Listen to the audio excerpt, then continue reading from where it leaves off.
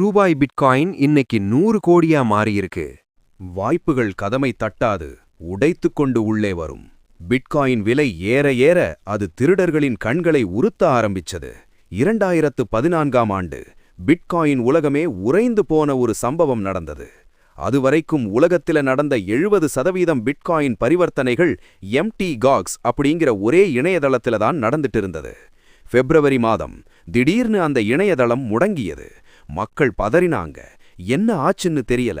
சில நாட்கள் கழிச்சு வந்த செய்தி பலருடைய நெஞ்சை அடைக்க வச்சது. ஹேக்கர்கள் உள்ளே புகுந்து கிட்டத்தட்ட 8,50,000 பிட்காயின்களை திருடிட்டாங்க. அதோட இன்றைய மதிப்பு பல லட்ச கோடிகள். மக்கள் தங்கள் வாழ்நாள் சேமிப்பை ஒரே ராத்திரியில இழந்தாங்க. பிட்காயின் ஒரு ஏமாற்று வேலைன்னு உலகம் கத்துச்சு. ஆனா அந்த திருட்டுக்கு பின்னால இருந்த மர்மம் என்ன? அது ஹேக்கிங்கா இல்ல உள்ளே இருந்தவங்களே பண்ண சதியா? விடை தெரியாத கேள்விகள் இன்னும் காத்துக்கிட்டு இருக்கு.